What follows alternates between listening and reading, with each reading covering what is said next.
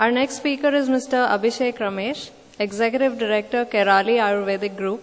Mr. Ramesh graduated as an engineer in New York before taking the role of director. With his brother, he forms Kairali's other international face as director of the products division. His energy and business acumen have led to a highly successful online products and distribution enterprise, as well as successful international franchise scheme. May I invite him to come forward and share his thoughts on globalization, politics and policies, and its impacts on brands and branding. Thank you for that introduction. I'm going to do it the old-fashioned way. I have a few cue cards to assist me during this presentation. I've got a very bureaucratic level and intellectual level subject, and with my limited exposure, the way I wanted to approach this was share some of our experiences in the field of Ayurveda and take Ayurveda as a brand and put it out there. And through that, maybe get a few key takeaways which could be applicable to your industries as well as businesses.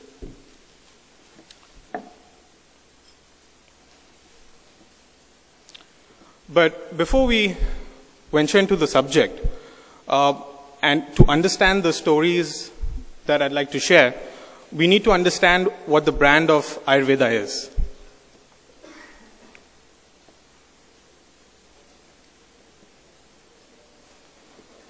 So for those who are not from India, I'd just like to explain what Ayurveda actually is. Ayurveda in Sanskrit literally means science of life. It's a 5,000-year-old subject which is considered a comprehensive medical system. It has every branch that modern medicine has today, including surgery. The key ingredients in Ayurveda is herbal in nature. So anything that is available in nature is used in this subject. And in Ayurveda, it is considered that for every ailment that is out there, there is a resource in nature which can cure it. One of the key differentiators of Ayurveda and modern medicine is that Ayurveda doesn't have any side effects. So this is one of the major reasons for appreciation of this brand. To give you an idea of what the key verticals in the brand are, the first one would be Ayurvedic products. This in itself is a billion-dollar industry, and it's one of the fastest growing verticals of the brand. For the last 50 years, many government and semi-government institutions has been manufacturing Ayurvedic products, which are derived from Vedic and ancient Indian texts, and have been supplying it all across the world. The second vertical in the industry is Ayurvedic treatment. If you can see in the presentation, there's a lady over there getting Shirodhara treatment. Unlike what Mr. Kakkar said earlier, you don't need to go to Thailand for eternal bliss. You can try one of these treatments and it will still rejuvenate you. This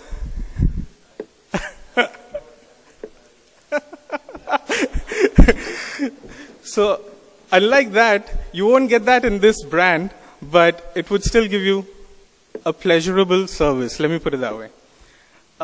So this is one of the reasons this brand is getting its reputation today. Ayurveda has a proven track record for treating arthritis, psoriasis, and leading ailments that are out there. Back pain, ortho-related issues is one of the treatments that Ayurveda offers. This vertical is growing 30% year on year on a global level. The third vertical is Ayurvedic education. In India, we have over 280 Ayurvedic colleges. It's graduating 18,000 doctors on an annual basis. To give you an estimation, almost 40% of the Indian subcontinent is availing Ayurvedic-based products, treatment, or services, and millions across the world are also using it. To give you an idea where we stand in terms of all of this, Kairali as an organization has cumulatively 10 decades of experience. It's a family-run business with 35 outlets across the world and 2 inpatient facilities in India, primarily being in Kerala and Rishikesh. With that, we are servicing over 20,000 patients annually and performing over 100,000 Ayurvedic services annually. We also manufacture over 150 Ayurvedic products, and from that, 35 of them are proprietary in nature, and the rest are derived from ancient Vedic texts. By year 2018, we are hoping to have approximately 35 medical outpatient facilities and add 2 more inpatient facilities. So this subject was an interest to me because globalization, policy, and politics would make a key impact for this brand. So to address that, I would want to start with the first subject of policy. This is exciting times for the brand because for the first time, we now have a union cabinet minister representing Ayurveda and yoga. This is not just positive for the brand, but for the nation. It is showing that the government is interested in promoting Indian subjects as well as Indian brands on an international level. Through this, we have seen a direct impact of a budget being declared of $200 million for promotion of the brand. Even though the previous governments made various steps, such as creating a department called Ayush, which represents different Indian sciences such as yoga, Unani, Siddha, homeopathy, as well as Ayurveda, they didn't have a clear policy. This created policy stagnation, and we weren't able to attract key foreign investments as well as direct within the country investments into the subject. Now, with the former Union Health Minister, Dr. Harshvardhan stating, and I quote, "We are also looking forward to the national health policy, which is to have primary emphasis on the principles of Ayurveda, and this subject is going to enter all allopathic-centric hospitals such as AIIMS and other private institutions and will have to accommodate it." A statement like that seems to promote traditional form of treatment and make it an integral part of Indian overall system of health. This has given a direct impact onto the brand. It's now in the news lately that 18 new Ayurvedic medical colleges are going to open up in India.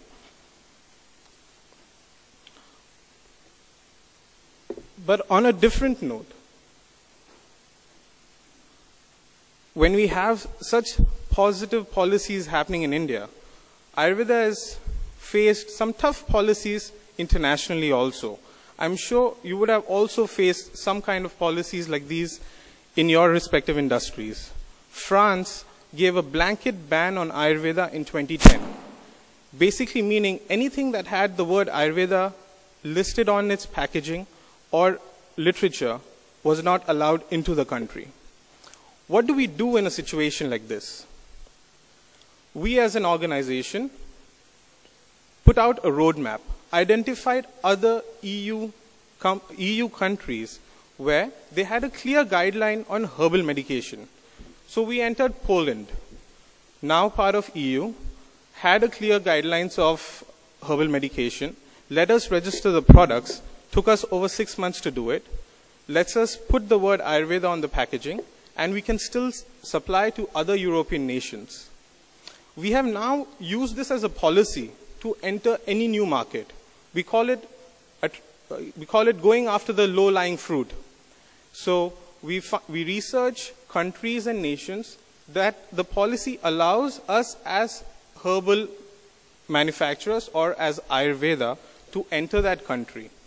And we see that CIS countries as well as SAARC nations are very respective and they like herbal medication.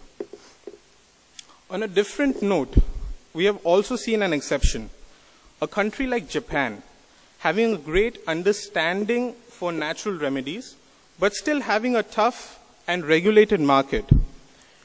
They didn't have much information about the subject of Ayurveda, but appreciated it. They took out the time to understand the subject. I would attribute some of this to our positive policy between the two nations, which we have developed over the years. And today, we are dealing with them on a very positive note. As an organization, 10% of our product-based revenue is coming out of Japan now. We are also seeing a gradual shift in the world market in terms of policy towards this brand. New Mexico, a state in USA, has allowed this brand to be used as a medical science. So there are still 49 states out there that doesn't recognize this as a subject at all, but one state is allowing it in all of USA. We see that as a positive. So when entering new markets, I would advise that always do the research as to which countries, which cities, which states are letting you enter positively as a policy. But sometimes as a policy, I have to identify key partners. For example, when entering a country like Saudi Arabia, we had to identify who would be our ground network partner. So for that, we identified the leading cosmetic distributor, as well as a company that services female grooming. And it took us almost 2 years to get the products registered over there. But today, we are strong with them 3 years and are still growing. So moving from policy, I would like to get into politics. This brand has been facing politics all across the world. Ayurveda, in layman's term, is still indigenous medicine. So many countries are using it. One of the medicines that are out there is traditional Chinese medicine. China, on a political level, is pushing traditional Chinese medicine to every country it has economic ties with. When I was studying in US, every student had at least heard about traditional Chinese medicine. It could be a Jackie Chan movie where somebody gets punched and then he's healed with traditional Chinese medicine. But nobody had ever heard about Ayurveda as a subject.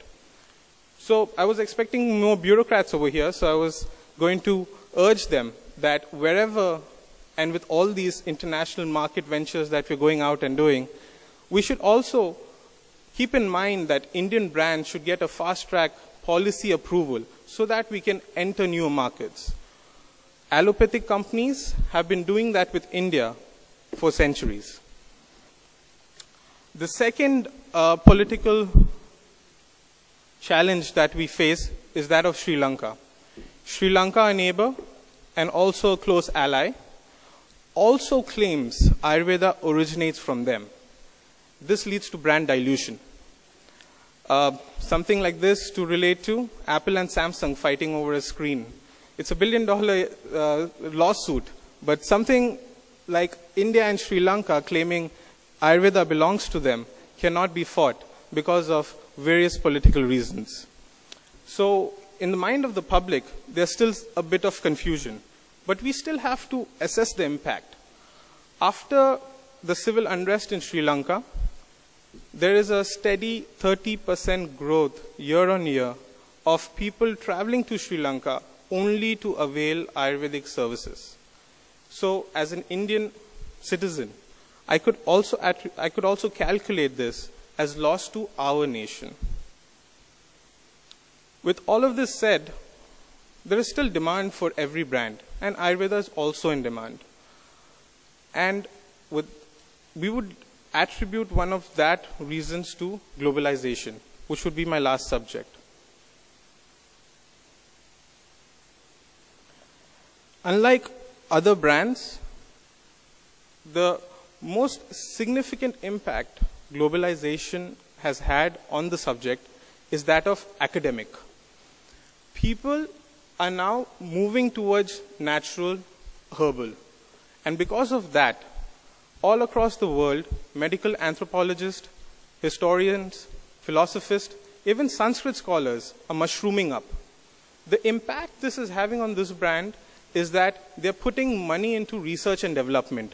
they're putting money into documentation, which we are not doing in India, but across the world it's happening. So this is a positive impact that is happening due to globalization.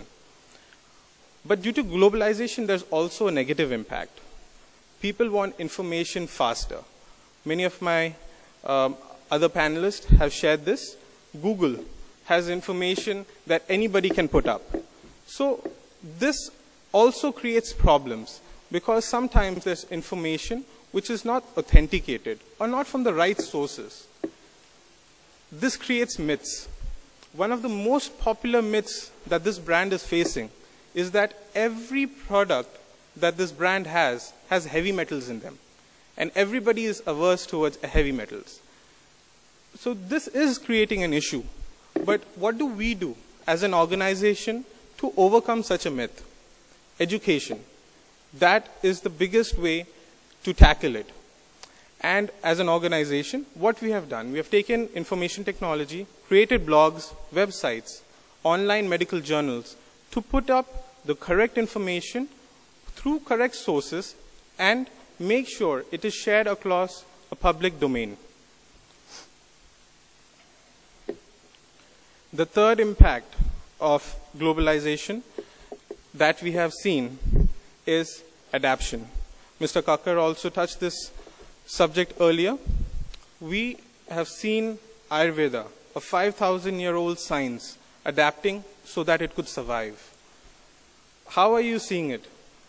If you go to US, you may not see Ayurveda, but it's presented in form of nutraceuticals, rejuvenatives, cosmetics.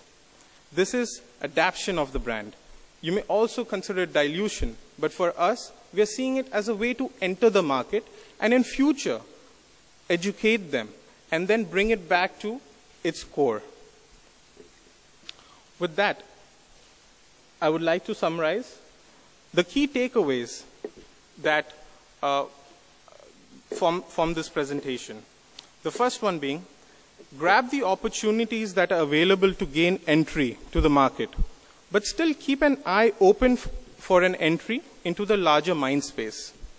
Secondly, spend time and resources into identifying the right partner. Thirdly, continuously educate about the brand so that clients get correct information about the same. And last, be adaptive to any market that you may want to enter, foreign or domestic. With that, I would like to conclude my presentation and I'm now open for questions.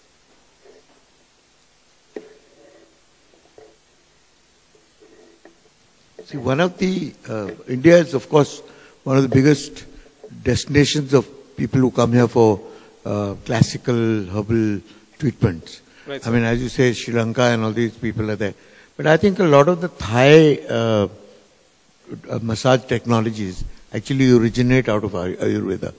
So, like we say that Kairali Paithu is the origins of all martial arts. Right. In the world. Right. That was carried to China, it was carried to Japan, it went and became various things. Right. Why can't we turn around and say that Ayurveda, and prove it, was the oldest and the most scientific way of treatment, and that there are different countries have adapted different techniques of that Right.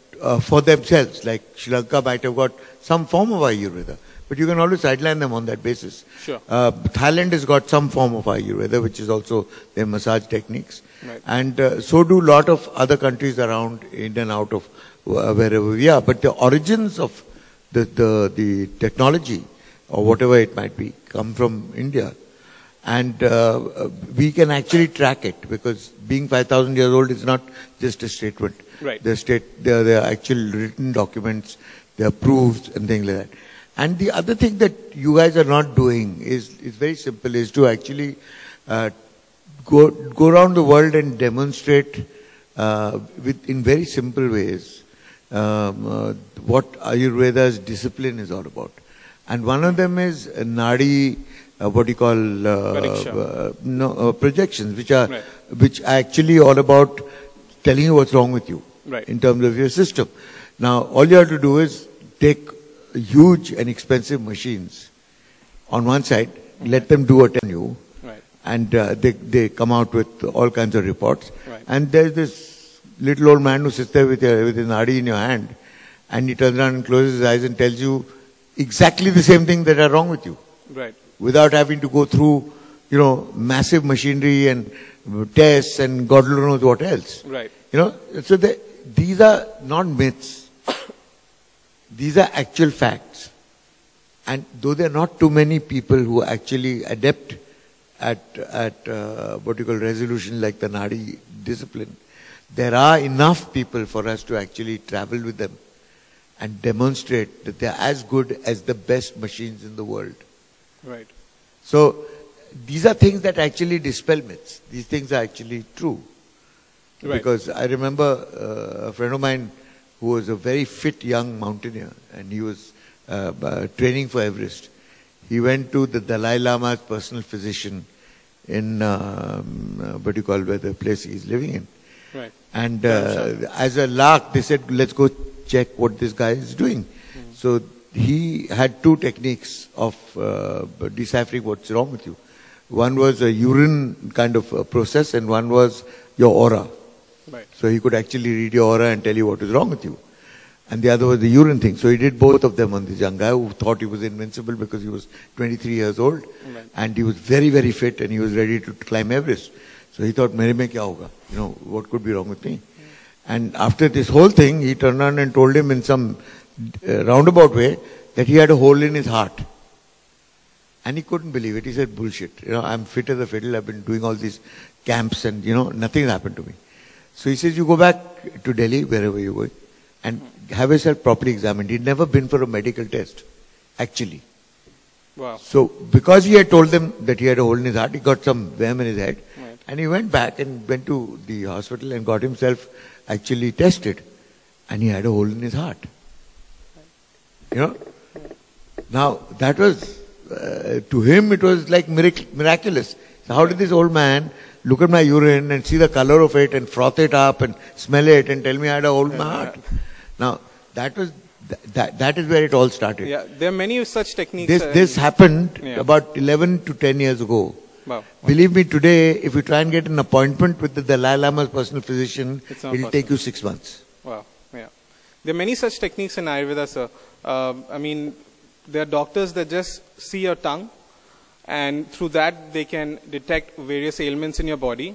So, being young, I'm still trying to figure out some kind of app which you can take a photo and send it across. So you guys don't have the statistics. The problem with you all is that when it has to be done scientifically, if you have to go to the West and sell Ayurveda, they need facts. They don't need myths. That's why we are, I would say, more excited when the Western world institutions are mushrooming up for academics, right? Because they would document it in a better way. Not necessarily. See, the first thing you have to document is how many practitioners are there in India. First you have to put that on a database. Then you have to grade them. Right. As to whether they're authentic or whether they're quacks. Right. Because there are as many quacks as there are authentics. For sure. And the quacks are far worse than the authentics because they actually spread the wrong word. Right. That this is a whole quack thing. Right. That there's nothing scientific about it. Right. Then you have to turn around and find all the institutions that are teaching it. Okay? Then you have to find out how many of those are authentic. And if you are going to be the leading, what you call propaganda in terms of commercials of who you are, if you don't have a directory which recommends or doesn't recommend, you don't have to say this chap is a quack. You just have to leave him out of the directory. Right. So if you're not in the directory, you're not anybody. That if you don't have a directory for everybody's use, then you're not doing your job. Right. To be very honest. More or less, we're still regulated with the Medical Council of India. So it is happening on a small level. Listen, that's saying you're referring doctor malpractices to the Medical Council of India. Yeah. I mean, we are the biggest, most malpractice country in the world. I mean, the patient goes into the machine and comes out juiced out like a nimbu. Right. Because everybody has a piece of him. Yeah. So that's rubbish. Right. No, I get your point. We definitely appreciate it.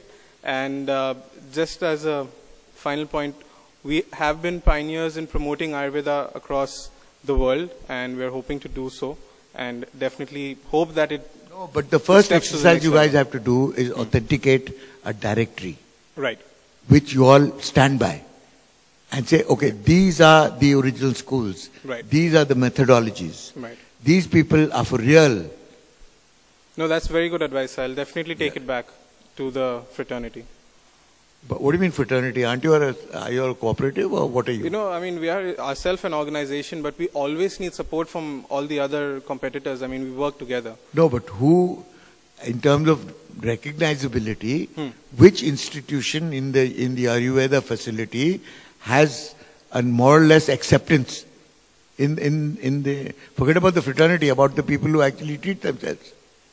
The Kairali is one of the well-known names because you guys have been around for donkey's years. Right. So I think it's a part of your duty to the community Right. to actually weed out the bad guys from the good guys. No, yeah, that's what we need to take steps towards. Yes. Right. Thank you, sir. Anybody else? Comments?